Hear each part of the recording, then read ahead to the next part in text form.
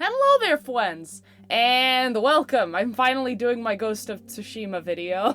So I actually recorded this a while ago, but OBS wanted to be a poopy butthole and only recorded half of what I was saying. So in this review, the whole reason why I played Ghost of Tsushima was in spite of The Last of Us 2 winning Game of the Year. So I'm probably going to compare the two a lot, just to prepare you. So in my Last of Us 2 review, I started with the pros, since there were very little, and then I went on to the cons.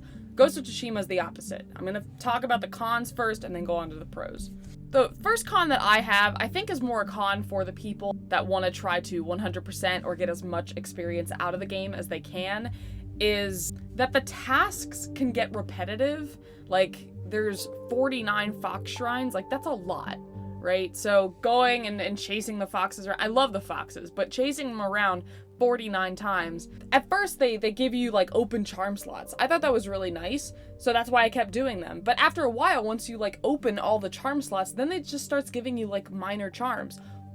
You don't need the minor charms, you're getting them from all different quests and things. So I thought what instead they should have done is, if you complete all of the fox shrines, I thought it'd be really nice if they gave you like another major charm slot, because there's so many major charms and you only can use one of them at a time. So a lot of times I just pick my favorite and I just play with that one the entire game, even though there were so many other ones that were really, really good. I thought after a while the haikus got a little bit repetitive, especially because they give you headbands and it's like, I don't really need those. Like, I think they could have implemented a better upgrade. But yeah, that's basically like my con for that. It's just, I think a lot of the tasks can kind of get repetitive after a while if you're trying to do a lot of them, and that was me. So, all right. And the other con that I have, this one is to me a bigger con than the previous one. I don't like that the con. I'm talking about a con with the con. I don't like that when Uncle is captured at the beginning, the con is just feeding him information. But it doesn't make any sense, right? Like, I know it's to drive the plot, but like, why? Why is the con telling Uncle that Jin is breaking the code? Is it so that he like brings Uncle's morals down? Also, why is the con keeping Uncle alive? Like, it doesn't really make sense.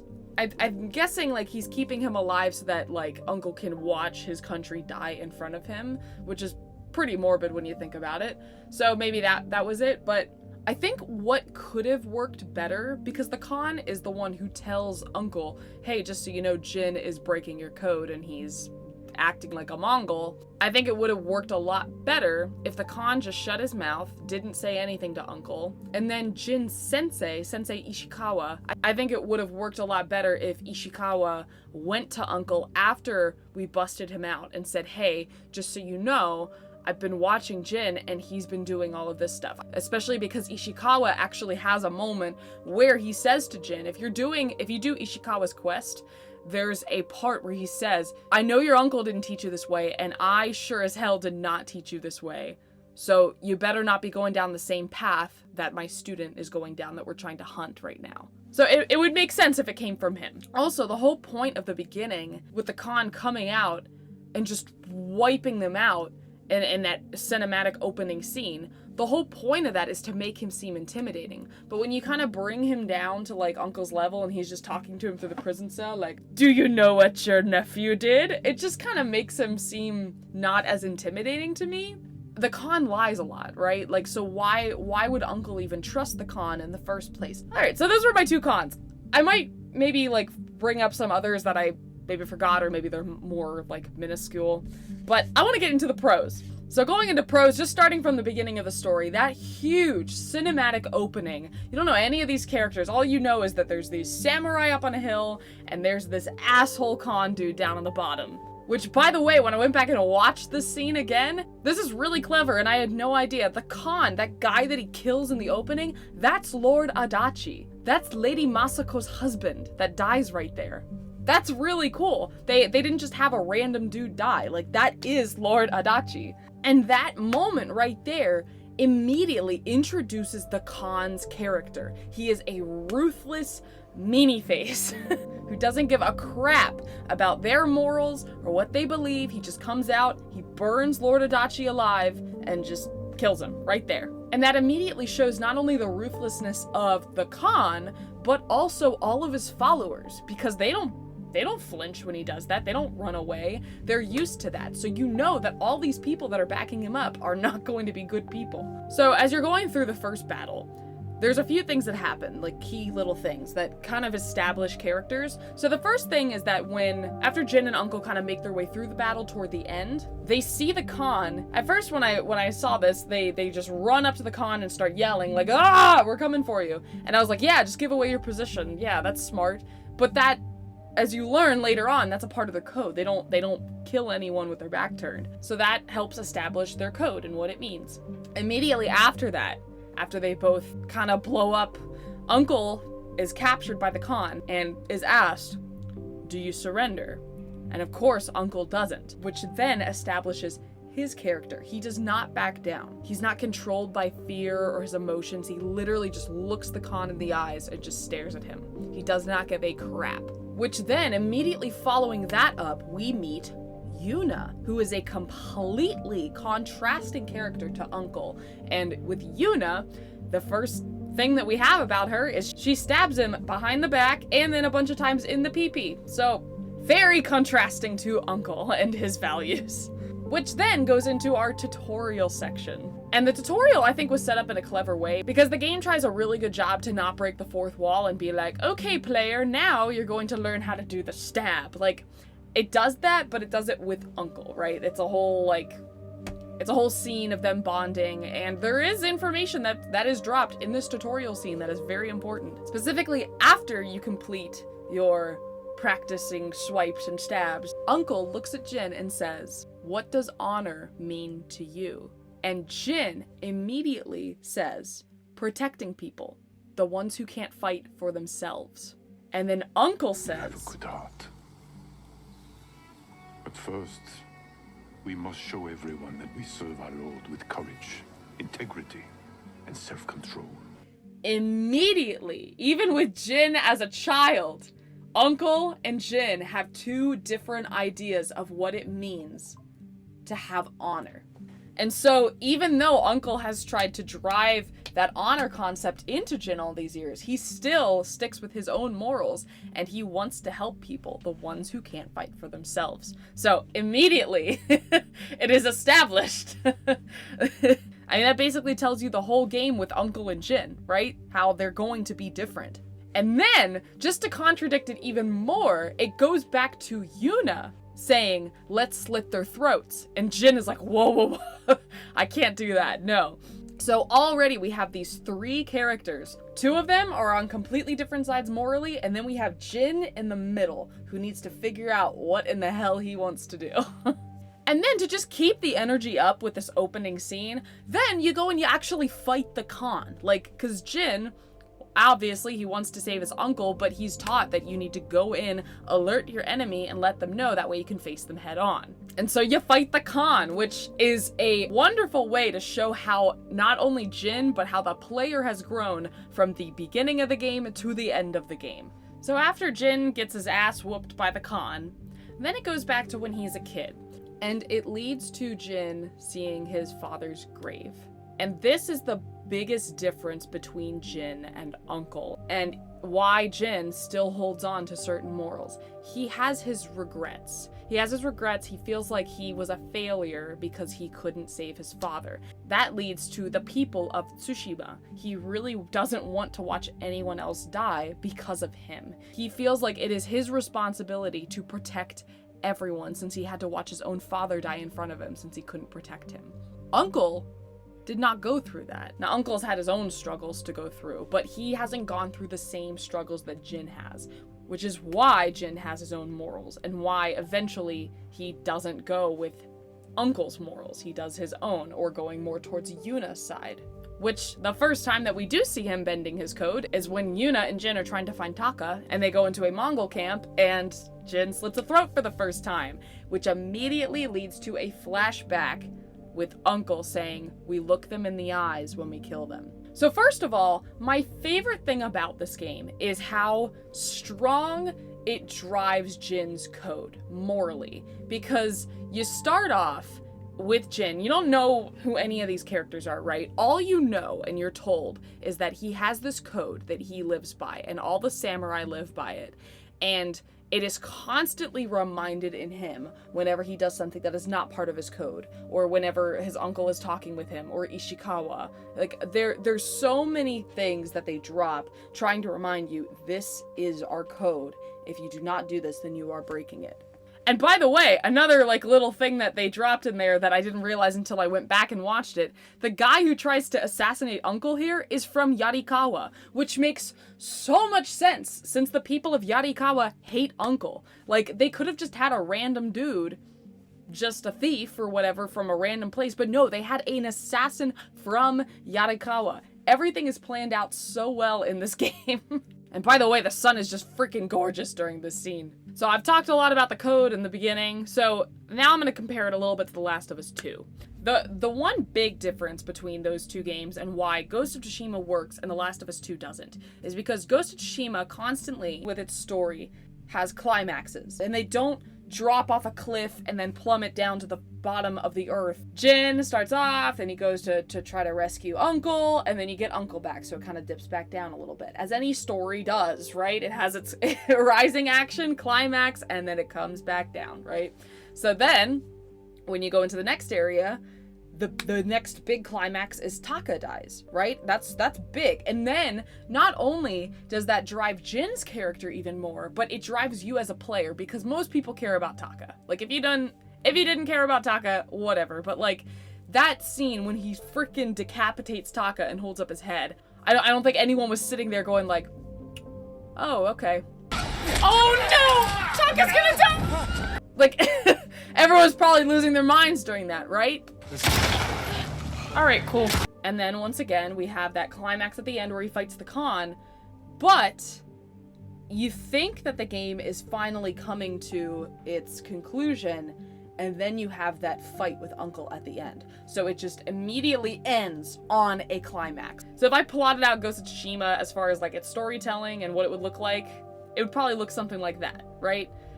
Now, The Last of Us 2, what it does is it starts off and, you know, you're just kind of doing your normal thing, like normal routine life with Ellie and Dina, fine. Joel dies, it immediately spikes up, and then it comes back down, and then you're trying to find Abby and those people, so it's like just slowly going up, and you have like a couple little bumps here and there from when like she tracks down Nora, when she kills Mel, like you have some bumps there, and then it's all building up to this confrontation with Abby when you finally meet her in the theater. It goes straight up, and then it cuts to Abby being a kid. It plummets down to the earth, down to the abyss below. Because even if you like Abby in this situation, going straight from a battle that you've been working up for 3 whole days in the game to immediately just nothing completely ruins the flow of the story. You immediately go from the climax to dead. Because then you don't know what the hell is going on yet. So you're like, why am I playing as Abby? That's what you're thinking, right? And it's kind of just plateauing. And then during Abby's section, there is not a huge build up like there is for Ellie, right? Ellie goes, she tracks down Nora, she goes and finds Mel and Owen. Like, there's things that happen each day at the end. You can, I guess, argue that for Abby to some extent, but it's not that driving feeling that we had with Ellie. So it's mostly plateauing the entire way through Abby's 3 days, and then you finally get to that confrontation at the theater. And then what does it do again? As soon as Abby walks away with Lev, it plateaus again back to Ellie and Dina being at the farmhouse. And it's like, what in the hell is going on? That's not how you tell a story, right? You need to have a climax, and then it needs to kind of fall back down, but then you go back up. You don't have it crash down to the core of the freaking earth and then just have it plateau from pretty much the rest of the game. That's not what makes a good story. And if you like that because it's different, Cool, props to you, dude. You're allowed to like The Last of Us too. But I'm trying to say this to explain to the people who can't freaking understand in their minds why someone would hate this game. This is why. Because the storytelling is so bad and it doesn't make any sense. Unlike Ghost of Tsushima, which anyways, let's get back to. So once you get past that beautiful cinematic title screen entrance into the open world part of the game, then it's up to your own choice of where you want to go. So you can go meet Ishikawa, you can go meet Lady Masako, and you can follow Jin's story if you want, but you can also explore. And I think that's really fun in a setting like Ghost of Tsushima. So going into the open world section of Ghost of Tsushima, I love that the wind is what guides you, because it's not this like obvious, line that says, go here, this big arrow, I want you to go this way now. No, it's the wind. It's literally the wind, and it fits so well with the culture and the story. Like it really works. Which, by the way, I've heard from a lot of different people that this game is very culturally and historically accurate to Japan, which that's just really cool, dude. Another thing with the open world that I just appreciate from the start is how they have instant fast travel. You go to a specific location where there's merchants, or it's a big town, or what may have it. The Fox Shrines, the haikus, everything. You have instant fast travel. I love that. So great. So one little pro that I want to throw out there is the AI in Ghost of Tsushima actually helps you. If you go back to The Last of Us 2, Dina ain't doing shit. She doesn't help you at all. Like these AIs who you're with, whether you're playing as Abby or as Dina, they do not help you one bit. Ghost of Tsushima, there's a lot of times where I'll like fight off a Mongol and then I'll be like, oh, Yuna, like I gotta run and help her, and then she'll just kill him, and I'm like, oh, okay, like, thanks for taking care of that. There's been times where I've, like, completely sucked during a battle, and I've killed, like, one person where my AIs are killing, like, everyone else. That's awesome. That's what they're supposed to do. And it makes sense when they are, like, trained either thieves or trained samurai, where they're actually going to be able to kill these people. It would suck if you were fighting with these samurai, and then they couldn't even, like, kill one person. Unlike these characters in The Last of Us 2, who apparently face zombies, like, every single day, and people who aren't zombies who just want to kill them. They're faced with those kinds of people every day, but yet they can't kill one person during an AI combat. And speaking of combat, I love how in Ghost of Tsushima you have so many different options for combat. In The Last of Us 2, you can be stealthy, you have, like, a couple, like you have the like pipe bombs and different things like that, but the variety that you have in Ghost of Tsushima is astounding. I mean, you have, just gonna try to think off the top of my head. I mean, you have kunai, you have sticky bombs, you have smoke bombs, you have light arrows, you have heavy arrows, you have arrows that explode, you have arrows that catch on fire, you have wind chimes, you have firecrackers, you have regular bombs, you have poison, you have hallucination poison. I mean, there's just so many different weapons and things that you can use. And one of my favorite things about this game, and it took a while to get used to. Now, this is a PS2 controller, but I'll explain it the same way. You use every single button on this controller for the game. All right? Like, you use R3, L3. You use every single button on the D-pad. You use R1, L1, and R2, L2. Like, every single button on this controller is used, and they ran out of buttons, so you have to do combinations of buttons. And getting used to that took a while, but when you can just like switch quickly and just like throw a sticky bomb and immediately go to the kunai, and then you take out your sword, and it works so well, and it's so much fun when you can get the hang of it, which I don't know if I really got the full hang of it by the end, but it's so satisfying when you're like, oh yeah, let me switch between my sword stances. Like, what? So I want to talk about some of the characters and their interactions with Jin. So I've already talked a little about Uncle, and we'll get to him a little more later. I want to talk about Jin and Taka. So Taka is this character that we meet in Azamo Bay, and as soon as we like try to free him, he's like, no. Like, what are you doing here? I don't know how to fight. I'm not a fighter. So we establish his character, right? He's just the baby brother to Yuna, and she's the fighter, and Taka is not. But he's a great swordsmith. But then we have that part where Yuna tells everyone in the gorge Jin is a vengeful spirit. He's the ghost. And Taka's face during that, you can see that Taka has this inspiration now. According to like Yuna and Taka and how they've been wandering around a bunch, Taka's never really had that one figure that drives him to want to be better as himself. So Jin is like this role model to him. So that's why when Taka dies, fighting for Jin, that's why it hurts so much more, because Taka is this beautiful, innocent human, and he also is trying to be a fighter when we know that he's not. So some of the other like side characters you can do their quests with, Kenji, my boy, he's my favorite. I think he's a great little comic relief character who just gets into shenanigans. He's very different from a lot of the other characters that we meet, so I really, really enjoyed Kenji and his section. Norio kind of came out of nowhere. Like, you rescue Uncle, and then, I don't know, maybe I wasn't paying attention enough, but it's just like, hey, this monk is now, like, friends with you. And it's like, wait, why? Why am I helping this monk? And I thought that Norio's stuff was, I thought that it was interesting, but it was also kind of boring, too. And the ending of Norio's story, it kind of just happened, like... And I guess that's kind of how I feel about Lady Masako's story. There's this build-up, and then there's just, like, in the last part, it's like, boom! There you go.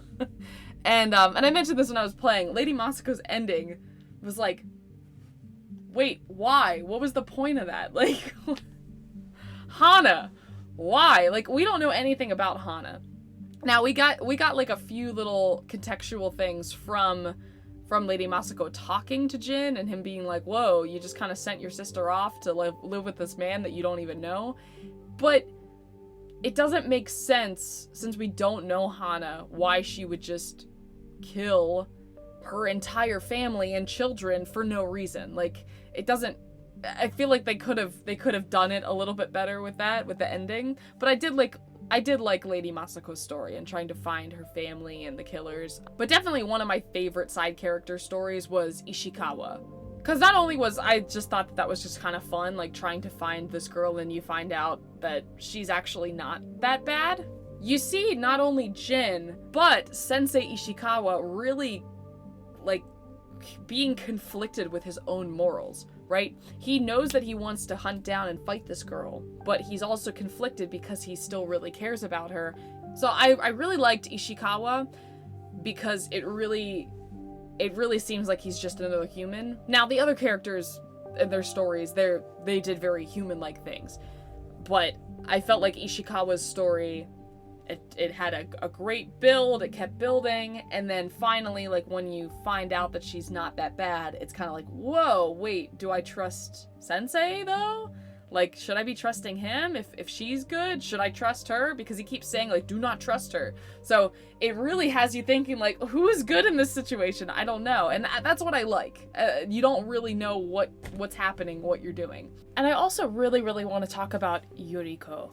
I thought her story was so sad and sweet at the same time. The first time you actually get to meet her is back when Jin first, it goes back in time to when he has to go up to his father's grave for the first time, and you actually meet her, but you don't know who she is. So then after, especially after Jin has decided that he's going to be the ghost, and he goes to get that poison from her, I loved the tale of following her along, and you can tell that she's starting to deteriorate and become a little senile. And that ending where she's talking about how she was in love with Jin's father is so sad, but it's so good.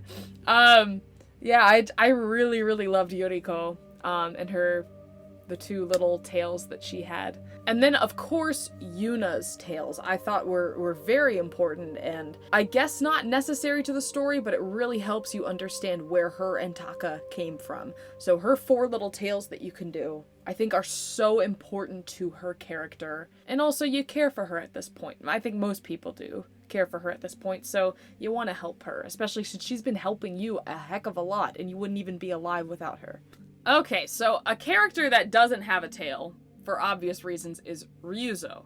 Ryuzo's an interesting character, and I really like, even though at first I was like, no, Ryuzo, I like his betrayal because it again shows how war and suffering can change people and can make them desperate. And every time that you do Jin's story and you meet up with Ryuzo, it shows how desperate he is, he and his men, and he's trying to just feed his men, make sure that everyone's living, but you keep finding out that more and more of his men die. And there's that really interesting scene when you go and you rescue his men and they're all singing, and you find out that the Khan fed all of them, and they're so confused. And it's the Khan, he knows that he can get a hold of Ryuzo, and since Ryuzo grew up with Jin, he knows he can get a lot of information from him. So the Khan is very smart in that sense.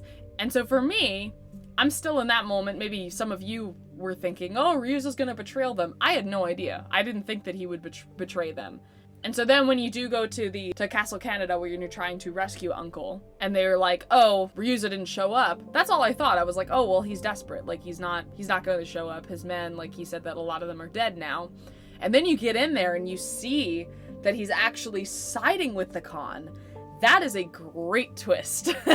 And then after he actually gets with the Khan and he has to burn those people alive, he is like screaming for them to open the gates, because even though he is a traitor, he still doesn't want to kill these people. It's purely out of desperation. So now let's fast forward to when you're trying to take Uncle's estate back. So leading up to this scene where you try to take the estate back, it has Yuna saying like, Jin, I want to help, but I can't. Like, Taka and I need to get out. Like, you know, thank you for helping me rescue him. I've helped you a bunch. Like, just let me go. And so she goes to leave. But Taka, with his newfound drive, wants to go help Jin. And again, Taka's not a fighter, so we know something's going to happen. And the game not only does what we were thinking, but does it in the most gruesome, horrific way possible, where they decapitate this character in front of us. I think a lot of people going into this knew that Taka was gonna die as soon as he showed up and was like, Jin, I want to help you. But we didn't expect it to be done in such a Khan way. And this is why this is so important, because the Khan killing Taka, like, the Khan could have just been like, Taka, die, and just stabbed him in the heart. But instead, he cut off his head, held it up to Jin, and then tossed it to the side. That initiates anger from not only Jin, but to all of us. And with Jin's anger, that is so important, that scene, because it makes Jin accept that he is the ghost. Taka's death is that repeat for Jin of how he couldn't save his father, and now he can't save Taka. He accepts his fate as the ghost because he doesn't want to watch anyone else die because of him. And when you get that ghost stance, oh! No. Oh, dude. Storming Leaders earns the ghost stance. What? What in the frick is the ghost stance? What is this? What? Oh! What?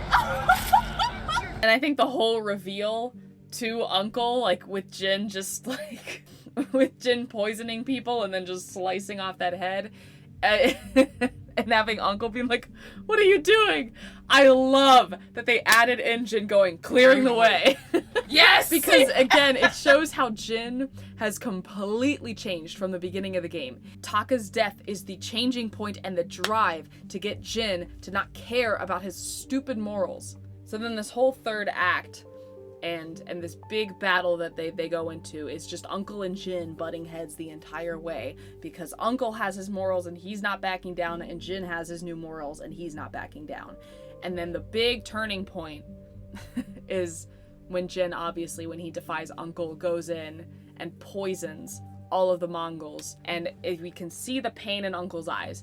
And it's so important that they made Uncle cry there, because if they didn't have him cry, we would still probably be like, yeah, f*** you, Uncle. We don't care about what you think. But they had him cry to show, like, what Jin did really hurt him. It's not that it's just about the morals. It's that he completely defied him, and he really, really wanted to have this relationship with Jin, and now that's destroyed. And with this whole thing that happens, I think another reason why Uncle is crying in this moment is because not only is he sad for Jin, but he feels like he failed. He either wasn't there for Jin or he didn't teach him correctly. And we see that at the end when he says, "This is my punishment." He says, "Taking your head is my punishment." He feels like he failed, not just as a teacher, but as a father. And before we get to that ending, the game fools you because Uncle comes in and he's helping with the battle that Jin is fighting. So as players, we're like, oh, has Uncle changed his ways? No, he hasn't. He's still going into the battle, but he's fighting his way, and then immediately he gets out, and he doesn't have any word with Jin until the end. Ooh, and another thing I have to talk about before we get to the end is, for me, Kage, my horse. Oh man, that for me hurt like just as much, if not more, than Taka. Because unlike where Jin, pops in like, "Hi, Lady Masako, hi, Ishikawa," like bouncing around between, like, you don't see Taka the entire way through the game, right? You are with your horse from basically the beginning of the game up until that point. And the thing that hurts the most is when you try to get a horse again, and it's not the same. You never get the same horse again. And although Fage was a very good horse, Fage! Go, Fage! He was not Kage. And then I don't even remember my last horse's name, because I didn't care at that point, but... Kage!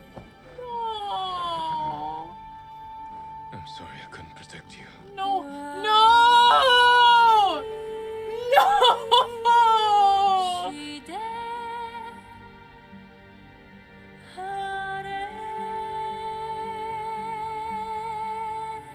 And you know what? The Last of Us 2 had a horse death, and this was my reaction to it. No! I had to watch Callus die enough to watch... What was your name? Do you see the difference? The Last of Us 2 had a lot of characters dying, and Ghost of Tsushima had a lot of characters dying. The difference of why Ghost of Tsushima works and The Last of Us 2 doesn't. So I'm gonna take two deaths from both games and compare them and contrast them and explain why one of them works and one of them does not. So let's start with The Last of Us 2. The big death that everyone freaking hates is Joel, okay? Joel's death. So here's the thing that's going on and what Naughty Dog was trying to do, and I understand what they were trying to do. If they waited to kill Joel off at the end, a lot of people would be expecting it.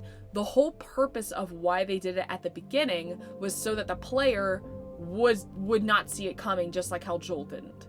Get it, I understand. However, you're doing that to a main character that you promised through trailers and to your fan base, hey, you're gonna keep playing as this character during the game. You don't get to play as the character, you get to ride a horse with him at the beginning, that's it.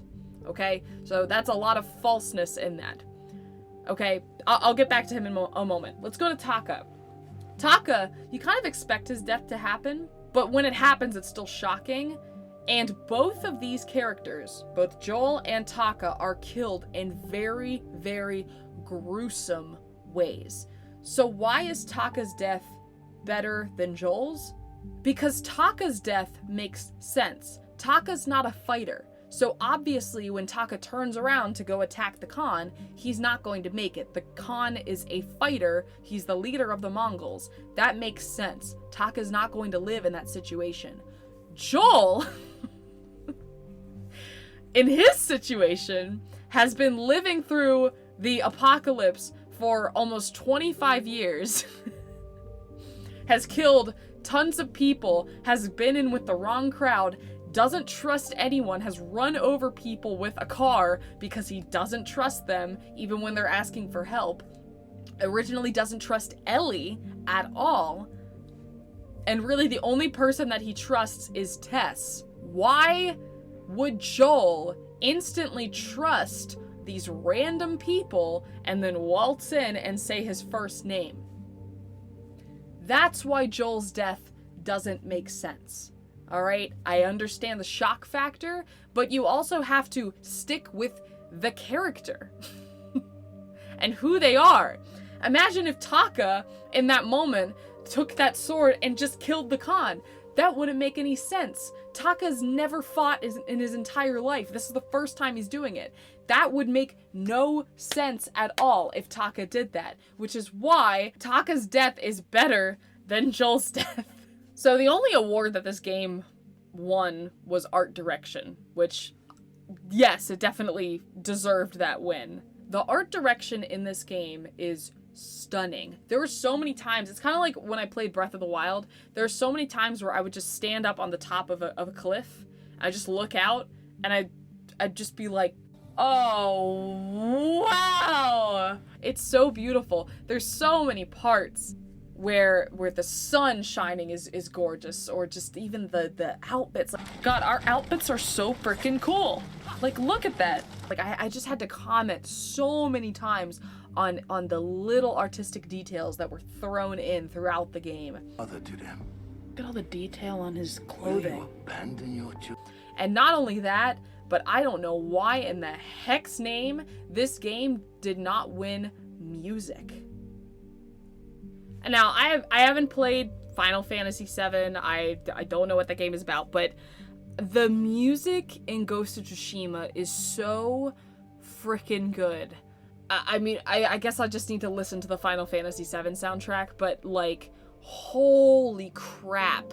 I would, like, even when I was preparing for this review, when I was going back and watching the parts of my videos, I was just, like, writing down, like, oh, the music's gorgeous here. Oh, the music's gorgeous here. And even when I was playing the game, I'm like, wow, the music's just so pretty here. Like, God, the music's so good. Lord Shimura. I love the music. Wow. Come to So what really pisses me off with this is not that Final Fantasy VII won, it's that Ghost of Tsushima wasn't even nominated. But The Last of Us 2 was, even though there's so many times in that game where there's no music at all.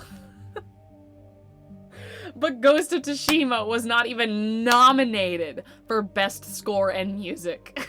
And I don't understand how The Last of Us 2 won Best Action and Adventure Game over an open-world samurai game where you play as a ghost who has a ghost mode who frickin' cuts through and destroys people, and also has this conflicting thing with his uncle where he also uses poison and all these different weapons. Like, how in the heck's name did this game not win Best Action and Adventure over The Last of Us 2? That's stupid. And it's reflected in the Player's Choice Awards, because Ghost of Tsushima won Player's Choice Awards, and I know why now. I do want to talk more about the music, though. Specifically, two themes that I want to touch on that play throughout the game that maybe weren't realized, or I at least didn't realize it until I went back and actually looked at it. The two themes I'm going to talk about, one is Jin's theme. The other one is called The Way of the Ghost. So both of these themes actually start the exact same way and then break off to different things. So the common little motif from both of these, so it always will do those three notes. The difference between the two is what happens after those. So in Jin's theme, it sounds like this.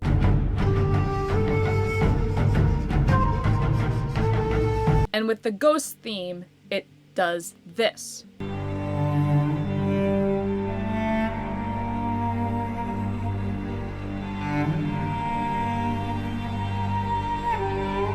How it starts off the same way, but then both of them switch. I definitely didn't catch every part, but most of the time in every very important scene that happens, it's either playing Jin's theme or it's playing The Way of the Ghost. So depending on what theme is used in different cutscenes, it always depends on the situation that's going on. Whenever it is complete despair, it will play The Way of the Ghost. And when it's more of like a touching moment, but can also be sad in some ways, it will play Jin's theme. And the first of the two that we hear is The Way of the Ghost, which is actually at the very beginning of the game with this scene. I have an arrow in my back. That's not good. I'm assuming my uncle is dead. Uncle. And what's interesting about that is that it plays The Way of the Ghost as Jin collapses. But then when Jin decides he wants to get up again, it plays Jin's theme.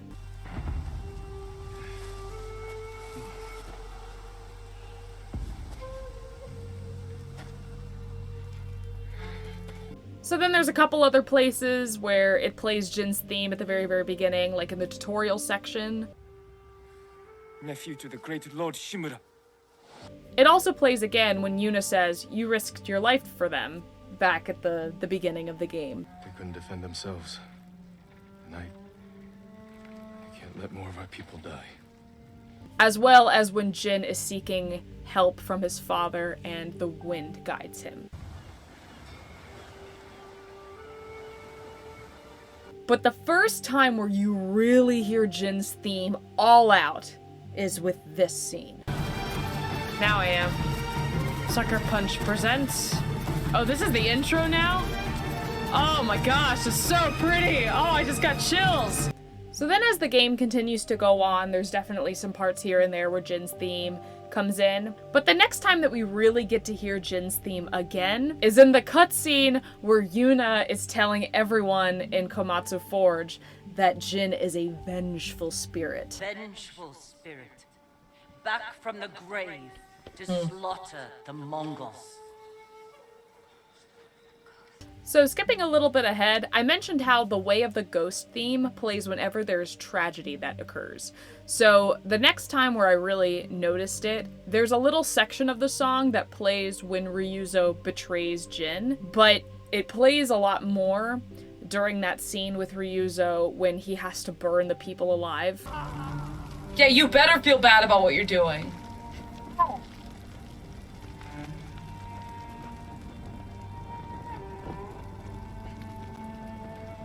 But just like with Jin's theme, you really don't notice the theme of the Way of the Ghost, or at least I didn't, until this scene. Oh, that would have killed me. That would have hurt me so bad if Kage died. I'm so happy. Oh, sweet boy. I'm so sorry. Not like this.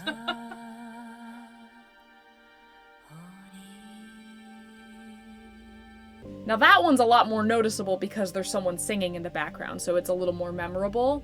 And once you get to the finale, after you've killed the Khan, and once you get to the whole shebang with Uncle, it constantly is flipping back and forth between Jin's theme and the Way of the Ghost, and then back to Jin's theme, and then it ends on the Way of the Ghost.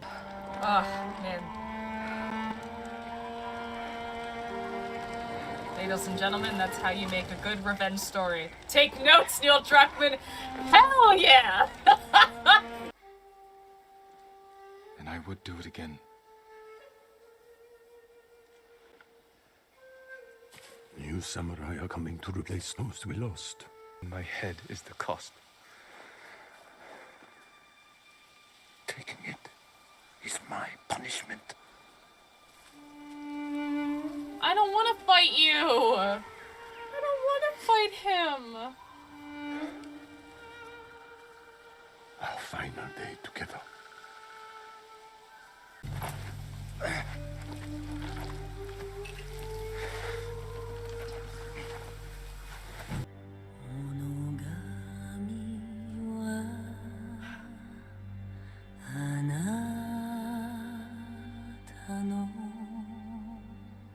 So I just wanted to talk about that a little bit because, especially since I love music so much, I just thought that was really cool. Don't copyright me, please. I love the music. I don't own it.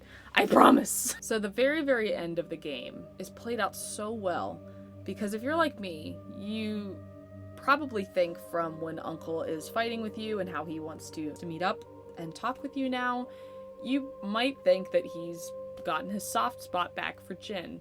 Not only has he not, but you have to fight him to the death.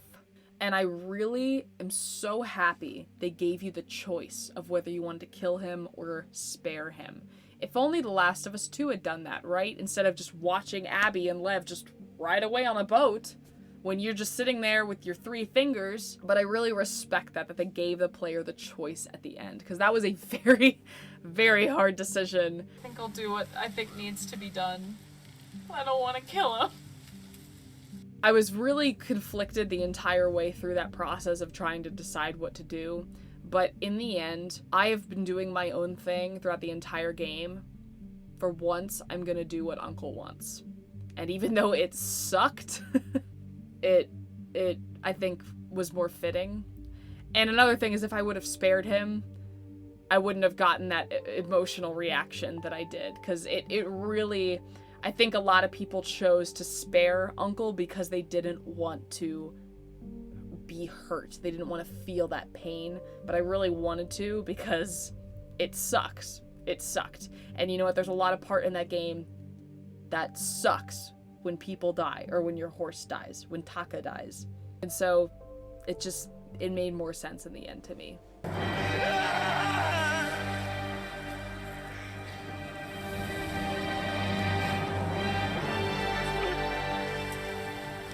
Kitty! Did you hear me crying? Come here, kitty. There we be.